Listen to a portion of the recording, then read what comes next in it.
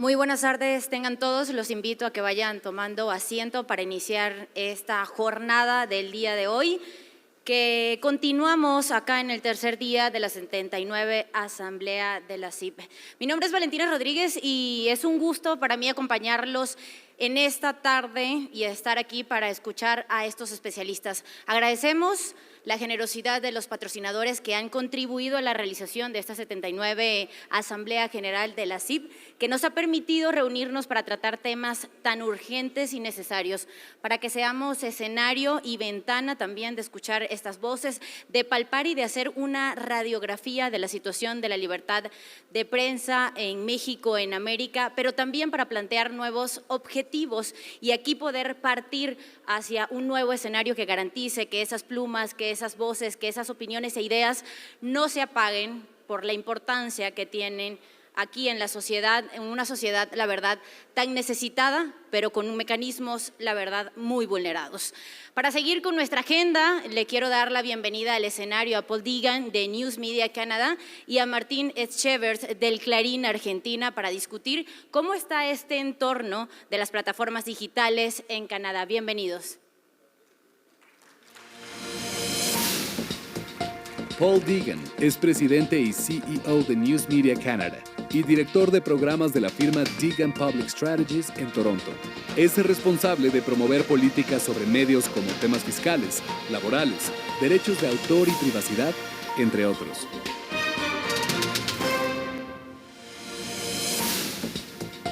Martín Etchevers es presidente de la Comisión de Asuntos Legales de la CIP y es gerente de Relaciones Externas del Grupo Clarín Argentina. Es presidente de la Asociación de Entidades Periodísticas Argentinas. Es abogado y tiene un posgrado en Comunicación Institucional. Bueno, muchas gracias. Gracias a todos los que se acercaron y se están acercando en este horario difícil, post-almuerzo. Todos sabemos que siempre hay que levantar al auditorio después de los almuerzos, así que nos toca esa difícil tarea. Y además con una temática que también tiene sus aristas complejas, como es la cuestión de la sustentabilidad o la sostenibilidad de la industria periodística. Y para eso hemos invitado a un viejo amigo de la CIP. Voy a hablar despacio, así veo si Paul puede encontrar el canal de traducción. Y funciona, it works, you hear me, ok, yes. Perfecto.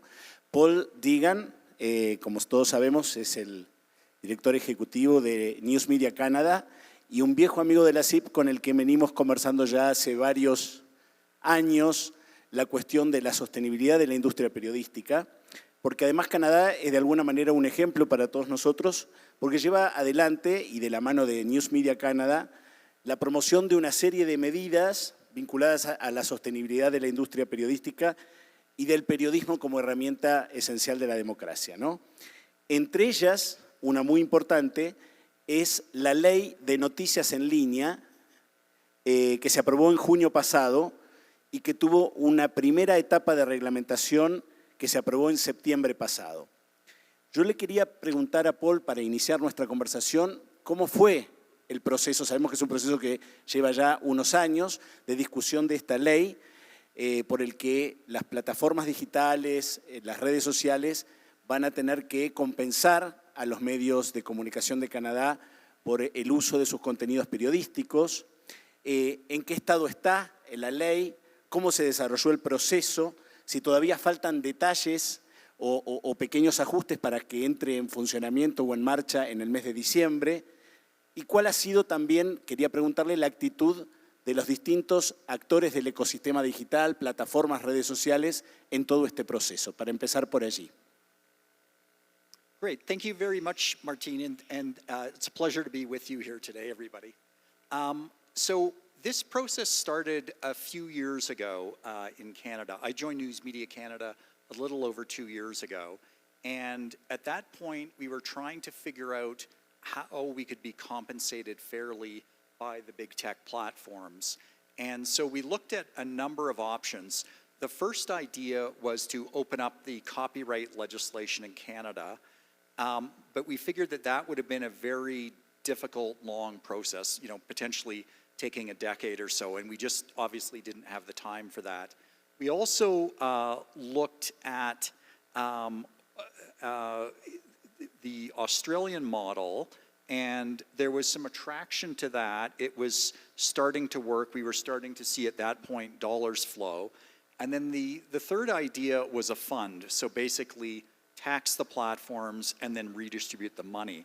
We didn't like that idea because we thought that got government too much into the business of picking winners and losers. So we settled on the Australian model as a recommendation to the government. They were sort of debating really 2 years ago in the summer between the Australian model and then the fund idea. And there was a fair bit of debate going back and forth, but ultimately they settled on the Australian model. And so in the summer election in 2021, the Liberal Party, which is the governing party at the time and was subsequently re-elected, they put in their party platform to adopt the Australian model. And there was fairly broad agreement across parties that that was a very fair option. So we settled on that, and then the government introduced about a year and a half ago the Online News Act, which is the piece of legislation that essentially had three main components that were important to us. The first is mandatory bargaining. The second is the ability for publishers to come together collectively. Our Competition Act actually wouldn't allow that in Canada, so we needed an exemption from that. And then the third part is some sort of enforcement mechanism, meaning baseball-style final offer arbitration, where the platforms put their offer forward, we put our best offer forward, and then an arbitrator would choose between one or the other. So that's where we settled. So the legislation was introduced, and then we have a bicameral system in Canada, had to get through our two houses of parliament. Our lower house is elected and our upper house is appointed. And one of the things that we pushed for in the lower house, an amendment which was very critical from our perspective, and we got it passed, was the legislation basically says that you have to adhere to journalistic standards, which is obviously good, but you have to have a minimum of 2 arm's-length employees in the business. Now, the problem with that is a lot of our local weekly community newspapers are family-run. It's, husband, wife, mother, daughter, whatever combination, and they don't have outside employees involved in the newsroom. And so we got an amendment which allowed that, which is very important. Where we are now is that legislation then went through the House of Commons, it passed the Senate, and it received royal assent in June. At that moment, Meta basically said, we're out. So under the legislation, if they carry news on their platform, they have to pay us. So they said, we're not paying. So as a result now, Meta's actually blocking news in Canada, meaning a publisher can't post news, and nor can an individual, for example, share a news story. Google has adopted, I would say, a more constructive stance. They're working with the government through the legislation, and they've outlined a number of concerns. And we've gone through their concerns, and we can get into this in a little more detail, but we actually think that their concerns, most of them, are legitimate and that they're workable. Muchas gracias.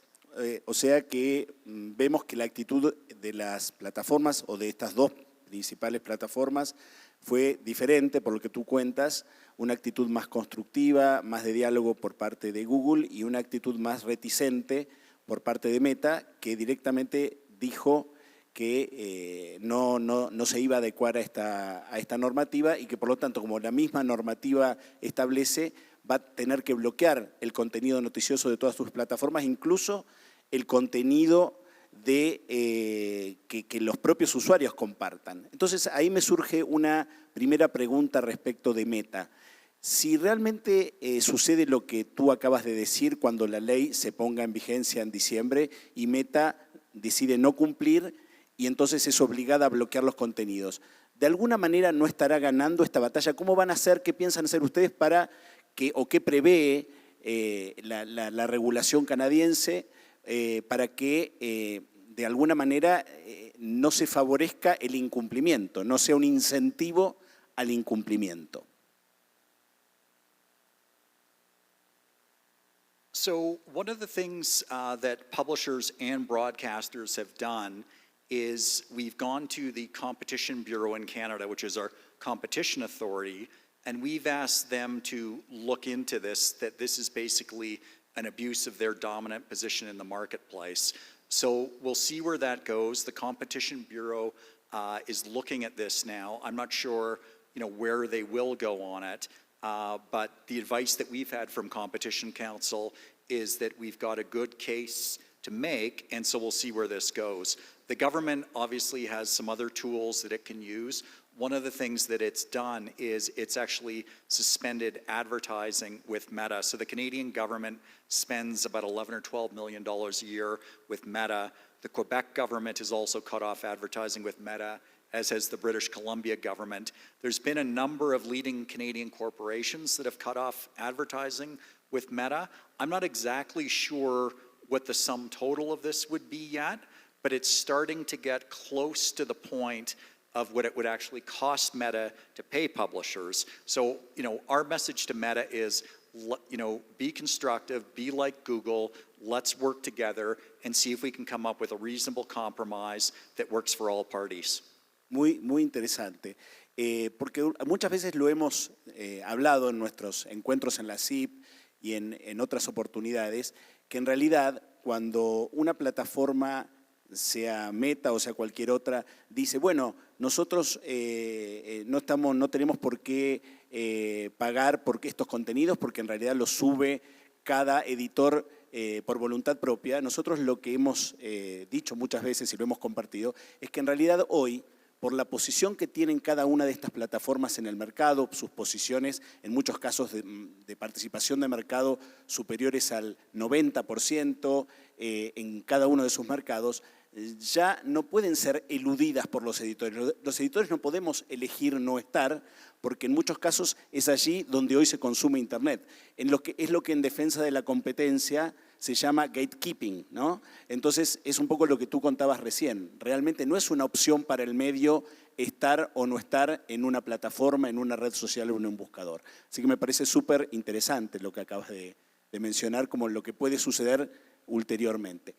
Volviendo al tema Google y a ese espíritu constructivo que tú decías, yo estuve leyendo algunas de las objeciones que Google hizo tanto a la ley como a la reglamentación. Algunas de ellas, bueno, una de ellas que se repite no solo en Google, también lo escuché de Meta y de otras plataformas, es que esta ley sería como un impuesto al link, un link tax o un tax link, algo así, como que eso va en contra del concepto de Internet abierta que permite que todos naveguemos libremente por donde queramos y que eso no implique un costo en particular. Otra de las objeciones que sé que se han hecho, bueno, es esta del universo demasiado amplio, incluso a veces indefinido, de beneficiarios que tendrían al establecerse que casi cualquier persona individual podía ser titular de un medio. Y escuché una un poquito todavía más fuerte de Google, que dice que en la reglamentación se llega al punto de que Google va a tener que pagar por medios que no están online, medios que por ahí son impresos o radiales o audiovisuales, pero que no tienen su versión digital y que Google o cualquier otra plataforma tendría que pagar por esto.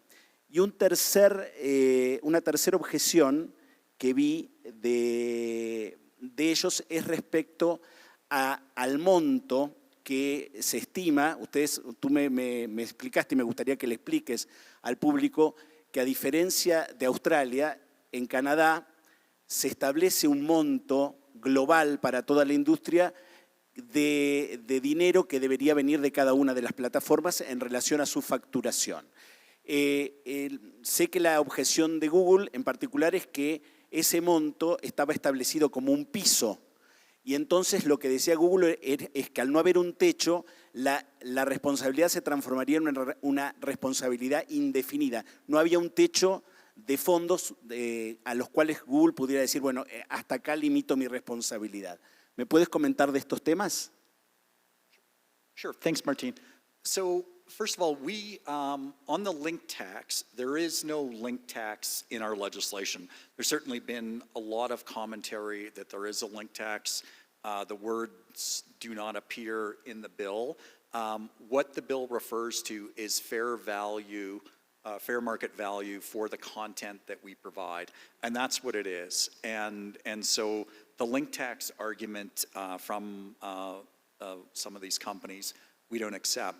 On the issues that Google has raised in terms of their own liability, we agree with them. I mean, we're business people, and we think it's entirely reasonable that they should have a ceiling rather than a floor on their liability. So that, in our view, is constructive. I think the government understands that, and I expect that we will, before the regulations are finalized, which they have to be finalized by December 19th, I suspect that that issue will be worked out. On the other issue that you raised in terms of, who do they pay for, we agree with them. I mean, they should be, this is the Online News Act. They should be paying for online news businesses. For a publisher, let's say, that has just a printed newspaper with no website, they shouldn't be compensated. So we agree with Google. We think their commentary is very fair. On the point about the broadcasters, one of the there was an initial estimate by our Parliamentary Budget Office in Canada, and they suggested that about 2/3 of the money would go to broadcasters. I don't think that is going to happen by any stretch. I think everyone understands that there's a crisis in journalism. If you look at the journalism, the investigative journalism that's produced in most countries, it's really the written word is very important. And one of the things that Google has raised is that the bill should focus on alphanumeric journalism. So I'm not sure where our government is going to come out on that, but I think that that's going to be an issue of discussion over the next month or so. Muy interesante, o sea, lo que nos está contando Paul de alguna manera es que estamos justo en el proceso, en esta semana se van a definir lo que nosotros llamamos en español la letra chica de algunos temas que están pendientes, entre ellos esto de que, por ejemplo, que el periodismo escrito tiene un valor investigativo y de periodismo en profundidad que debe ser valorado, es muy interesante lo que acabas de decir, y la cuestión de, que obviamente tienen que tener un sitio de internet que es razonable y que está de acuerdo en que tiene que haber un techo de responsabilidad para Google. Me parecen temas muy relevantes. Te quería preguntar porque una de las cuestiones que también uno escucha respecto de Canadá versus Australia es que hay una diferencia respecto de si las plataformas pueden ser exceptuadas de la legislación. Yo no sé si la palabra es exceptuadas, pero bueno, en el caso de Australia no fueron, finalmente ni Google ni Meta resultaron elegibles para ser regidas por el código de negociación porque ambas llegaron a acuerdos con la gran mayoría de la industria. En Canadá sé que el proceso es un poco diferente, primero porque está este tema del monto indicativo, del número de dólares indicativo que de alguna manera se estima que van a tener que pagar cada una, pero también sé que es más complejo la posibilidad de que sean exceptuadas por negociaciones privadas de ser aplicada la ley. ¿Me puedes profundizar un poco esto? Si realmente Google, supongamos, tiene la actitud y la buena voluntad de negociar con toda la industria o con una parte sustancial de la industria y llegar a acuerdos privados, ¿va a poder ser exceptuada o esto es muy difícil? So correct. So that is a key difference between Canada and Australia. So in Australia, you are not subject to the code if you do deals, whereas in Canada, it's the opposite. So basically, they're subject to the code, not based on the company name, but just based on the size of their business. So they're subject to our Online News Act, and then basically they do deals and they work their way to an exemption. one of the things that we're trying to do is make it easy for them to get an exemption. So we're forming a very large collective of news publishers. Right now I've got a few hundred already lined up. And so we want to make it easy for them so they can basically do sort of a one-stop shopping negotiation with us. And I suspect on the broadcast side, they would do the same. There may still be some individual publishers, for whatever reason, want to do their own deal, and that's okay. But one of the other issues that Google raised that they're concerned about is this issue of holdouts. So right now in the regulation, any group of 10 or more publishers can hold out, and Google wouldn't be able to get an exemption until they deal with them. If that number were to raise, and I think that's something that Google's seeking, again, I don't think we would have a problem with that. So, we want to make it easy for them to get their exemption. We just want to make sure that we're paid fairly for the value of the content our journalists produce. Muy interesante. O sea, claramente la actitud que tú me estás comentando que están teniendo tanto Google como la News Media Alliance en este proceso es facilitarle a Google la posibilidad de que llegue a acuerdos privados con la mayor parte, o si es posible, con la totalidad de la industria que está incluida, para evitar o para que ellos puedan lograr la excepción y que no se les aplique el arbitraje. Y me contabas hoy más temprano cuando tuvimos una charla que una de las, digamos, de los caminos que la News Media Alliance está pensando en abrirle a Google es la posibilidad de que ustedes mismos representen a la gran cantidad de medios de Canadá como una forma de facilitar la negociación a través de una negociación colectiva en la que ustedes, la News Media Canada, sea de alguna manera la representante de gran parte de estos medios, sin obviamente objetar ni cuestionar que haya medios por ahí de mayor tamaño que puedan negociar individualmente.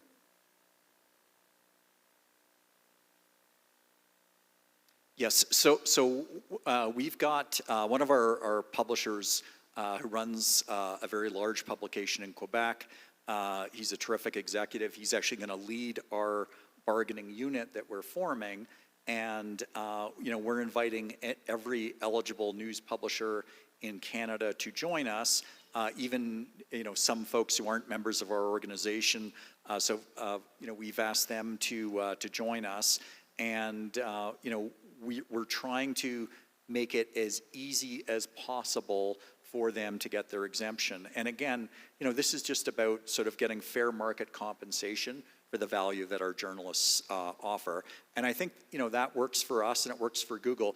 We publishers in Canada have had a terrific relationship with Google for many, many years, and we hope to continue to have a great relationship with them for many years to come. So we want to get past this. You just want to be paid fairly, and then we want to work with them. They're terrific at helping us, build audience. They've got all sorts of amazing technology and training and services, and we just want to work with them and get to a point that allows both publishers and Google to work alongside each other and for both to thrive.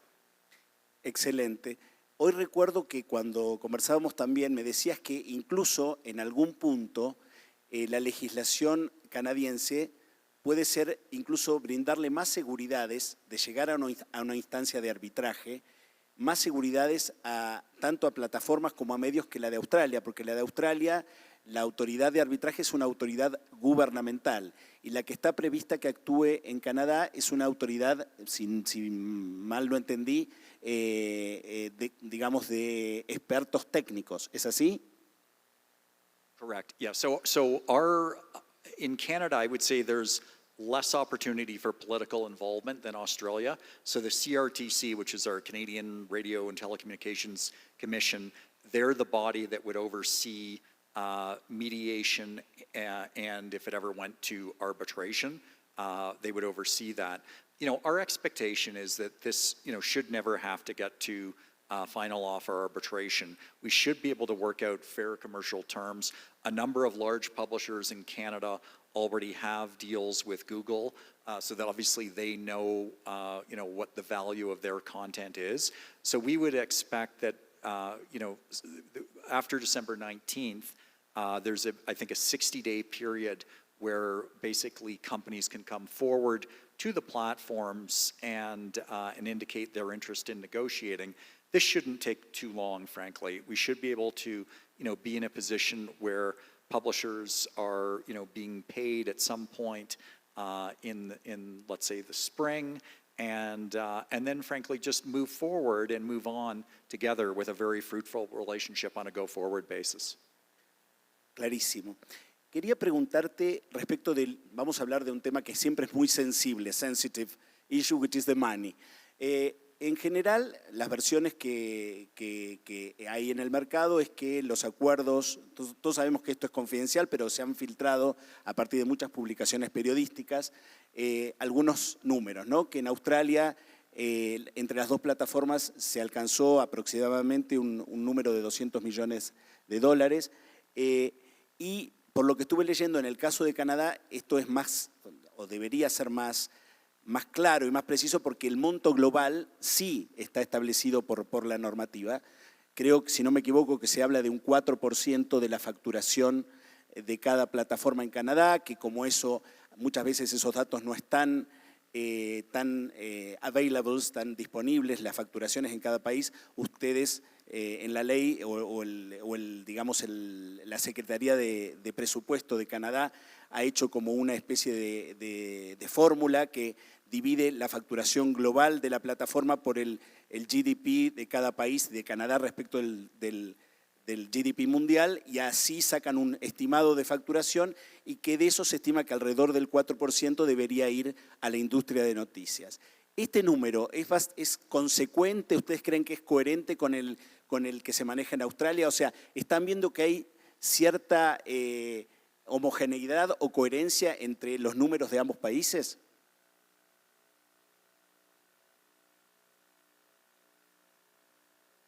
Yes, so the Canadian government has come out with a figure, and again, it's sort of a funny formula to get there, but instead of looking at, let's say, Google's Canadian revenue, you look at Canadian GDP, or Canada's share of global GDP, which I think is 1.6% or something like that, and then you factor that into their revenues, and then you take 4% of that number.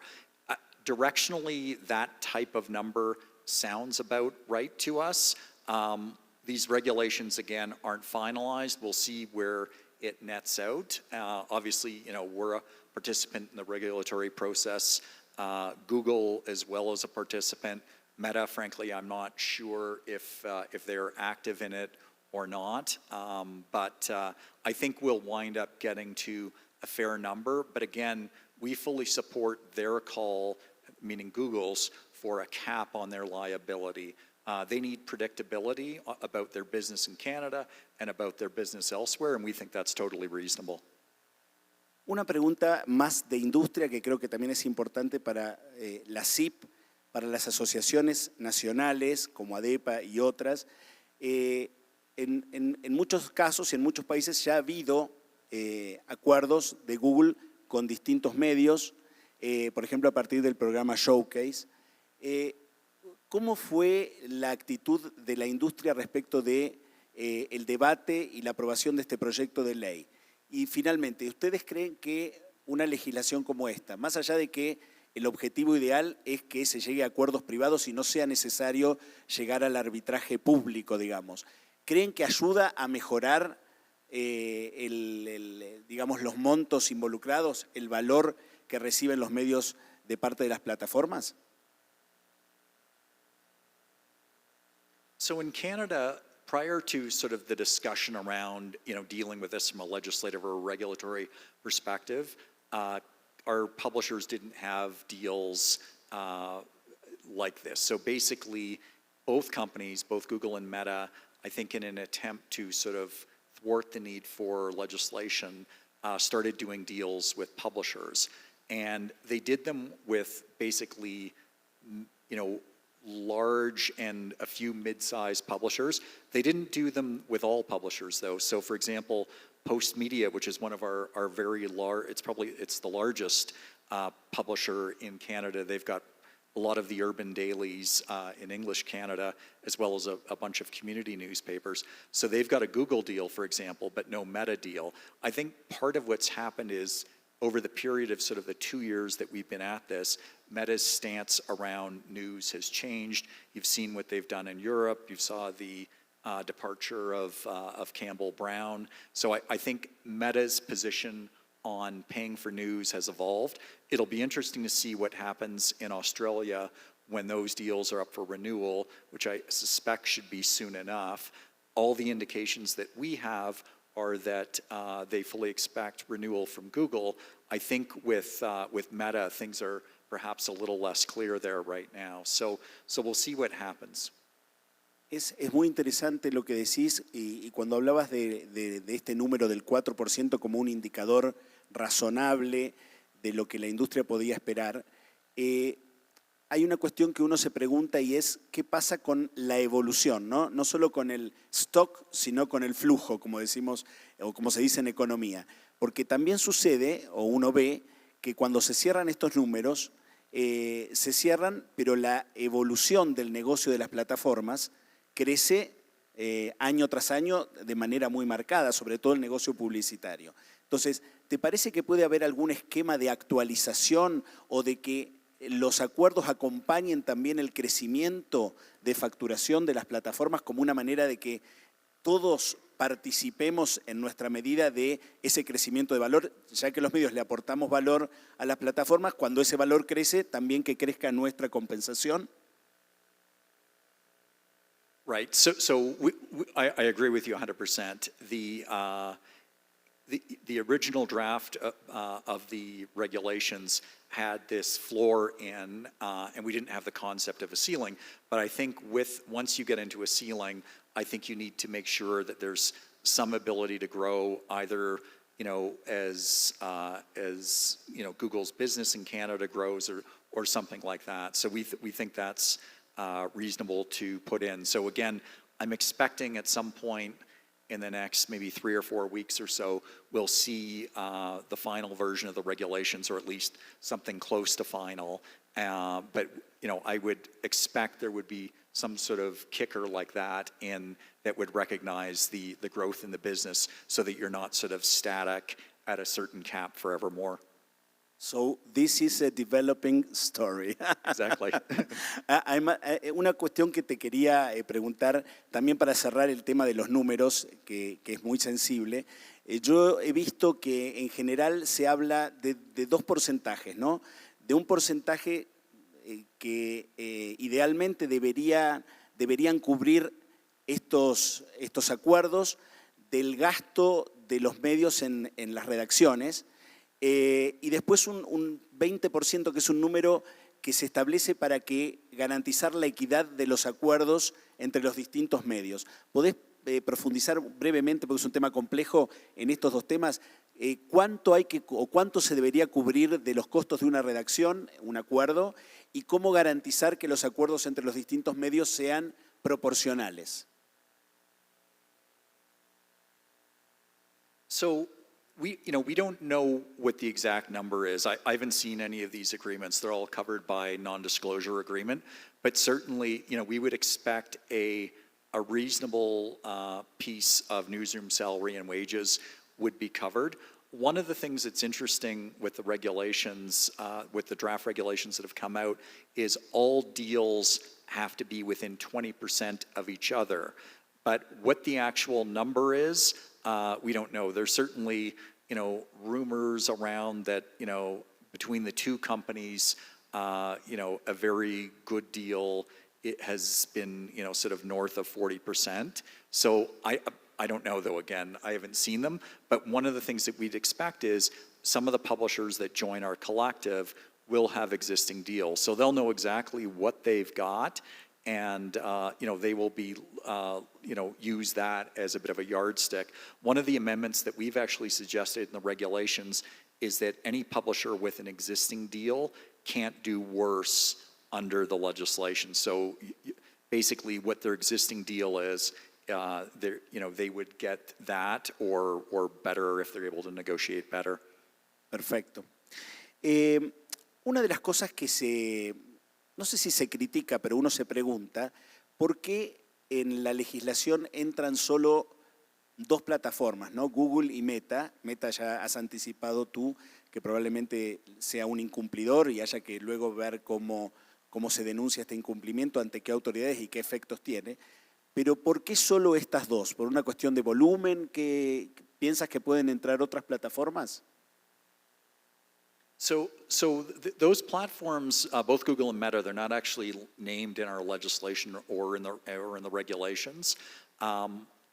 Based on the criteria that the government has set up, we would expect that, for example, Microsoft with their Bing product, that they're edging closer to being captured under this. And then again, with growth of other social media platforms, I think we could expect that as well. But right now, I believe, if I've got the numbers correct, I think Microsoft would be the one that is sort of inching closer to it. Interesante. Y una pregunta, ¿qué sucede o qué va a suceder, y si tú crees que esta ley puede servir para generar deals, acuerdos con los motores de inteligencia artificial? ¿Crees que puede servir o necesitaremos una nueva ley? So we'll see what happens. I mean, when this legislation was first drafted, I mean, no one was talking about ChatGPT or anything like that. So things have evolved very, very quickly on the sort of the large language models. We'll see on that. But obviously, publishers, need to be compensated for that, and that's, true in Canada, and that's true everywhere. It's interesting. We've seen, for example, I think it was the Associated Press did a deal on their archives, but I think it just goes to show the value of news. When you do a search query on Google, you're looking for an answer. And there is no better answer than something that is fact-based and has been fact-checked by real journalists. So, we would expect that the importance of journalism for search, but also, in terms of sort of all of these new AI tools, that journalism really is sort of more important than ever. You can't have a machine do journalism. It doesn't work, and we've already seen some really strange examples of that. Absolutely. Paul, para ir terminando, vemos que se están discutiendo leyes parecidas en Nueva Zelanda, en Taiwán, empieza a discutirse en Sudáfrica, en Japón empiezan a darse también debates públicos. Estamos con un proyecto de ley que, si no me equivoco, tiene media sanción en California. Tú nos acompañas en la CIP desde hace bastantes años. ¿Cuál es la razón por la cual News Media Canada participa de estos foros, se ha asociado, lo tenemos como flamante socio de la CIP? ¿Cuál piensas que es el aporte? ¿Cuál es la razón primero por la que tú estás acá con nosotros y por qué News Media Canada se asocia a la CIP? ¿Y cuál crees que puede ser el aporte de experiencias como las de ustedes para nuestros países? So since we started down this journey, we've been reaching out to a lot of people around the world. The Australians, for example, have been very generous with their time in explaining their experience to us. But we started reaching out to a number of groups, and Ricardo, who has just come back into the room, and I'll see if I can get him tearing up again. He was this morning. But he has done an absolutely outstanding job. He has just been a fantastic partner. He's introduced us to you and so many of your colleagues. And if we think about the importance of journalism to democracy, and I think in Canada and in the United States, you can take for granted some of the stuff around freedom of expression, press freedom. It's a whole different ballgame here, and journalism is just so critically important. And I think IAPA is really the glue that unites all of us. And we've learned so much from each other, and what we really want to do is take this experience that we've had and share it with everyone. And we've learned a lot along the way. We've certainly have made some mistakes that we're learning from, and we're happy to share that with all of the IAPA members. But again, Ricardo, I can't say enough about the amazing work that you've done. You've really been incredible in terms of introducing us to people. And when you spoke this morning, you talked about passing down wisdom and knowledge. And I've learned so much from you. You're just such an outstanding mentor, and I know you're retiring very soon, but I'm going to be looking you up in Miami in retirement and having dinner with you. Ricardo, te vienen las felicitaciones hasta de Canadá, no te puedes quejar.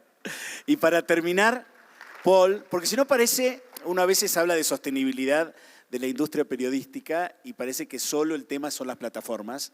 Y sabemos que ustedes tienen, nosotros en ADEPA también, o queremos tener un abordaje, un approach más amplio, pensando también en qué otras medidas, en qué otras políticas, en qué otras respuestas se pueden dar desde el sistema político, desde los estados, desde el mundo impositivo, desde los impuestos, para de alguna manera promover, preservar una industria que sabemos que tiene un valor intangible pero absolutamente central para la democracia, una democracia que está justamente tironeada por la polarización, por la misinformation, por la desinformación, por la fake news, que muchas veces en el entorno digital la viralización hace que crezcan de manera exponencial. Entonces, ¿cómo defender?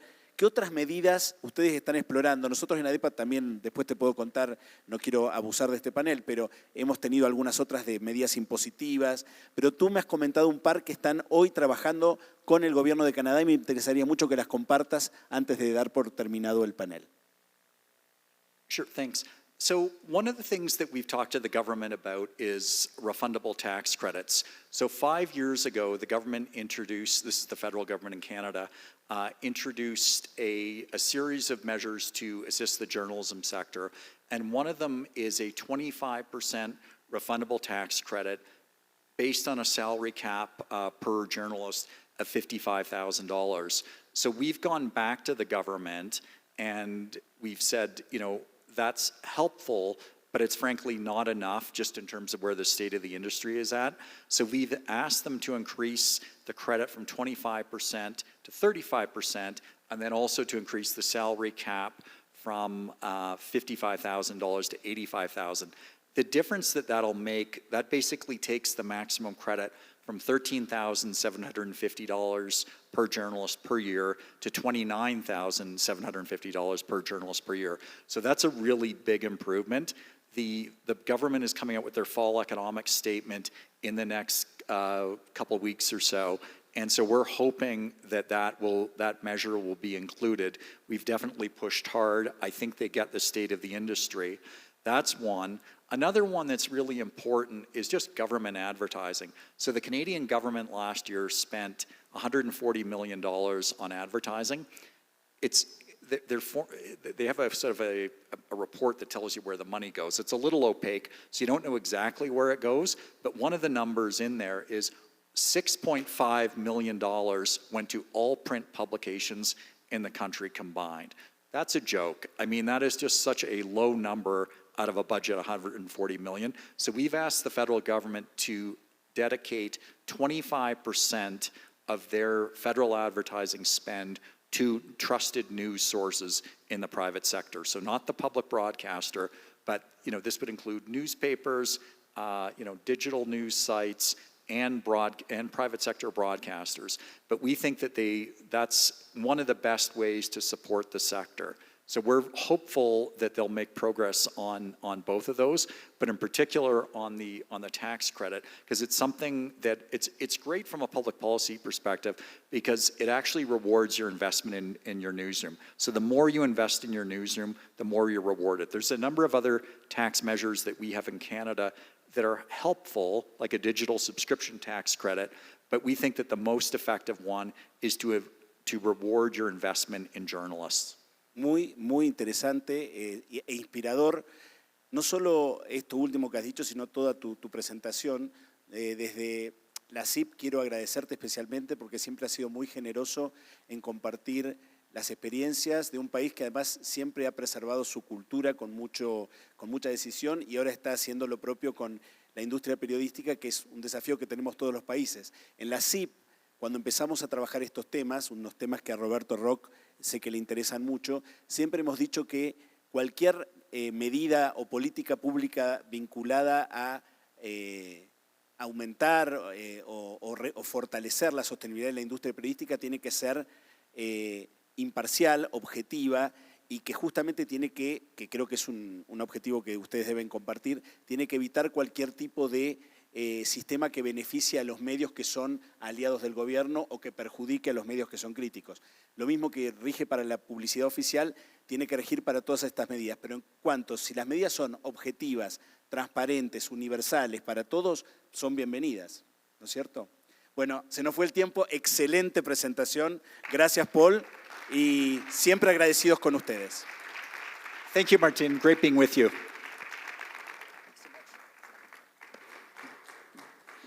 Gracias, Paul, gracias, Martín, por esta plática enriquecedora, por darnos un poquito de panorama de lo que sucede en otras partes del mundo. Oigan, para no bajar el ritmo, vamos a hablar sobre el impacto que ha tenido la